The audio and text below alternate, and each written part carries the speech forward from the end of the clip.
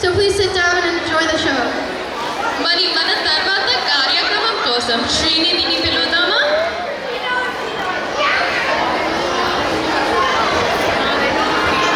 జూనియర్గా చదువుతున్నాను. మన ప్రజల కుటుంబం అంతా ఈ ఉగాది సంబరాన్ని జరుపుకుంటున్న వేళ మనందరికీ సకల శుభాలు కలగాలని ఆ శ్రీనివాసుని ప్రార్థన చేద్దామా?